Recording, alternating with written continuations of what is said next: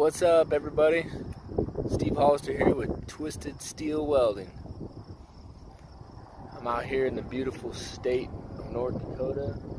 Beautiful background, the sun's going down. Been a busy week, chasing oil rigs, making the money. Hey, I'm gonna give you a quick tour of the basic things that you need to chase rigs. Like always, I don't have enough tools, but gotta make that money to get more tools, and so I'm just gonna break it down in this video and show you what you need to get out here and chase oil rigs. Stay tuned.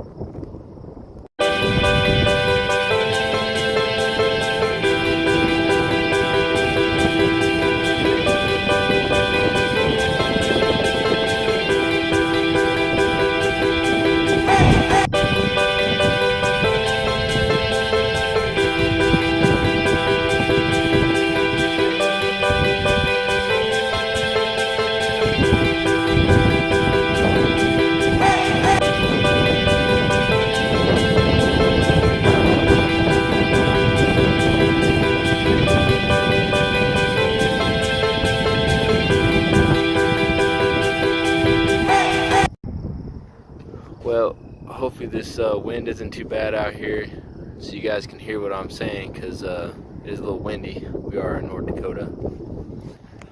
But this is my 2018 Ram 3500 cabin chassis. Now, a lot of questions always about what kind of rig, pickup wise, should I get and should I use to get out in the oil field. I've never used a single wheel vehicle. There are guys that do, and probably out here chasing rigs, it's not a bad thing. I just happen to like a dually. I went with the cabin chassis due to the payload. You can see down in there I got those bars across there that holds my fifth wheel hitch. And I haul a camper with this too when I go to work. So that's the reason I use a dually, is because my truck as it sits weighs 11,480 pounds. That welder right there weighs about 1,400, almost 1,500 pounds. So it's a lot of weight to be carrying around on a single wheel vehicle. You could run a 1 ton and be able to handle it. I just like the dually. It's personal preference. Alright, so let's start with the machine. So I run a Lincoln Shield Arc SA250. I love this machine. Although it is one of the bigger sizes in this class of welders, it does a great job. It welds really well. It actually welds a little hot. And I like that. So that's what I run. I got about 100 feet plus on my leads. I think I have 120 on one of them, but it's somewhere about 100. You can at least need 100, because there's a lot of times where you see those big rigs out there. You got to get up into the top level at the base of that tower and weld up in those Christmas tree rotating heads and stuff like that, welding in flanges and different things. So you got to park a little bit of ways away, so you got to make sure you got plenty of leads. I have 4 jack stands. That's your bare minimum you need. Probably could run 6, depending on what you're fabbing up. Everything out here, every day is different. Just this last week, I did first day I did 4-inch pipe on a dump station. Then we ran and I did an 8-inch flange modification, came into a 45. And then I did some 8-inch pipe. Then I did a steel plate with a 4-inch OLED, Then I welded some hinges. So you're constantly doing all kinds of different things, so you need a lot of different tools. I run a Wilton vise. Use that for many things, grinding things, holding things. These two, my bed's not finished, of course, but these two, hopefully in the next couple weeks I'll have done, and they'll be deep set boxes down in here that will hold pipe bevelers, extra tools, kind of catch-alls, different things. That box over there is going to be a rod box and such. Here we have the oxygen bottle. I'm going to add another box up here so I can have two. The best is to run 2 to 1 because you burn through a lot more oxygen than you do acetylene. I have about 100 foot of hose. I probably have a little less because I had a mishap with mine 6 months ago or so, and I had to trim it down a little bit to fix the hose. But yeah, you want about 100 foot on your spool. Like I said, the same thing with the leads. You got to run out sometimes quite a ways to be able to get to these projects. I have quick connects on everything, so you can get set up quickly and efficiently and get to work. So this is my, hang on a second, let me open it.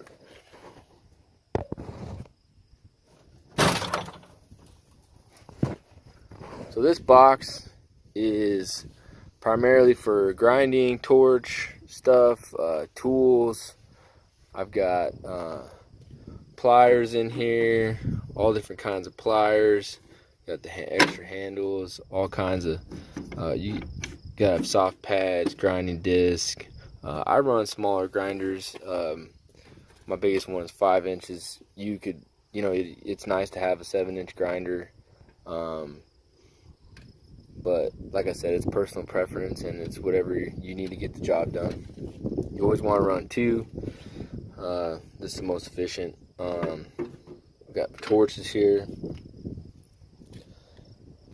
All kinds of different tools for either working on the truck or working on something in the field. Let's go over to this box. Got to have your ice box there, hold all your water and such. Got a chop saw, do a lot of handrails, kick plates, things like that. It's nice to have a chop saw so you can make some good miter cuts and stuff like that out in the field. It's efficient.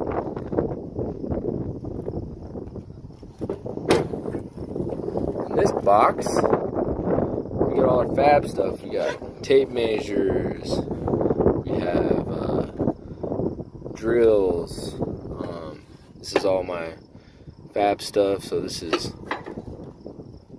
my half round chipping hammers, my smaller squares, stuff that I use really often, smaller levels. I love these little Empire levels. These are great. Little torpedo levels. This one's my favorite. We got wraparound. Gotta have a wraparound constantly. Cutting pipe, so you gotta be able to get it square and get it cut correctly and beveled out correctly. We got torch hose repair kit down here. Let's see. Obviously, all my drill bits, stuff like that. 2-hole pins in here. Rubber gloves come in handy if you're either in kind of nasty stuff or if it's wet outside. Protects your hands. In here, have calculators, pipe center punch, all my chalk and everything is in here. 100-foot tape measure for bigger jobs. Yeah, so that's the basic thing, man. Can't go without one of these. WV Graves, the pipe fitter book. This thing is your lifesaver right here. Gotta have one of those. Need a fire extinguisher. You should have bevelers, beveler torches, roll-out wheel. Can set up your bed any way you want. I built this bed, and it's kind of developing as I go along to fit the jobs that I need it to fit. Just pretty simple, pretty straightforward. Like I said, we'll finish the boxes up and store more tools, because right now I got a lot of tools under the seat. So that's kind of the back side of the bed and the truck. Gets the job done and makes the money. That's the key thing. Alright, let's show you what's on the inside. Alright guys, let's take a look on the inside. Some must-haves. Got my remote, which I'm building a new ammo can style remote. Actually, an electrician buddy of mine back home has helped me with that. So I'll have that all done up and show you guys that. The thing's gonna be pretty sweet. It's a 50 cal ammo can. It'll have a plug in it for basically running my grinders and stuff. That way I can get rid of this. I have 100 feet of electric cord to run out to the jobs, and this, so it gets there's a lot of wires running out there, so I'm trying to get down to making it simple when we get out to these jobs. I have my stinger in my ground, extra stinger down here, rod bucket. Always got to have a rod bucket, carry everything you need. Lunchbox, paperwork, got to have a mask. Some of these jobs require you to wear a mask when you're welding, depending on the company you're welding for. You work for all different kinds of companies. Any job, any day, you could be going to a new place, a new company. Got a face shield over there. Use that when I'm grinding. I've ground without it, and it's not the best thing to do, so you always want to make sure you have a face shield, or you got your welding helmet on. Got my welding shirts, of course, my work boots. Got to have a hard hat. Minimum PPEs usually on these jobs is a hard hat, all FR gear, eye pro, hearing protection, and impact gloves is what they call them. They're like these right here. That's minimum to get on these job sites usually, depending on the company. Like I said, I run seat covers because I hammer the crap out of it. Underneath there, I won't pull it all out because it's kind of a pain right now, but I've got 3 different squares. I have clamps, vice grips, majority of things like that to do all my fab stuff underneath my seat there.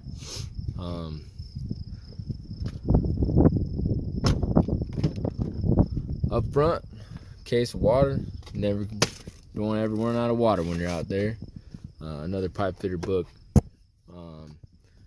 These seat covers are freaking awesome. I love them. You gotta protect your seats. Gotta keep these trucks as clean and nice as you can. As you can see, it is absolutely filthy, but that's just what happens when you're making money. Hearing protection, and yeah, welding cap, and that's about a wrap. Well, everybody, I hope you enjoyed the welding rig tour. We can go into detail later about more of the stuff you need and what you should look for when you're out here to use. I'm really excited to be putting out this content and sharing with you guys what it's like chasing oil rigs. It's a different ball game. It's a different pace. Your hours can be, I did a job yesterday, it was 6 hours. Before that was driving back and forth to the rig site. I pulled a 24-hour the other night, getting the rig up and standing because they had to have the parts done so they could start drilling. Every day is different, and you never can be in too much of a hurry to make sure you do the job right and get it done efficiently. Slow it down and never work unsafe, of course. But